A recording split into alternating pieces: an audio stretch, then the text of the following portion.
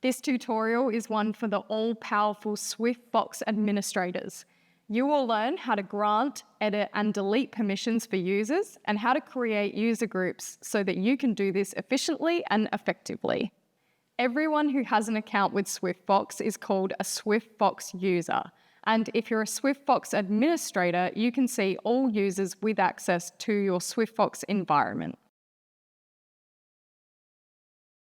To see a full list of users, navigate to SwiftFox settings, then under Administration, select SwiftFox users.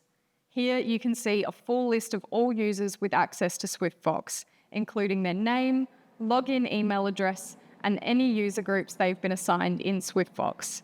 Now, only administrators can see this, so if you can't, you will need to speak to a SwiftFox administrator in your organization. Now, what is a user group?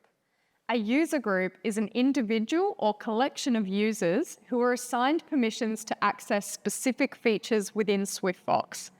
Even if a user group consists of just one person, it's about the collection of permissions that person has. For example, you might have a user group named admin team or finance team or marketing team. Within the group are a set of permissions that user or users require for their role. Here you can see Karen Shawman's user groups. To add a new user group to Karen's profile, write the name of the user group in the drop-down and select it. Then click Add. Now, if you want to delete a user from a user group, all you need to do is click the Delete button in the table containing their user group and then click Confirm. To see all the user groups, simply select the user group heading under the System Administration folder in Settings. Here you will see a table of all the user groups in your organization.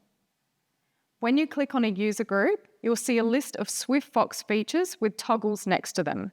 If the toggle is on, all users in that group can access the feature. If it's off, they can't access it. Thanks for listening. Hopefully you are very well versed on all things user and user group. To find out more about user group settings or anything else SwiftFox, check out our list of tutorials below.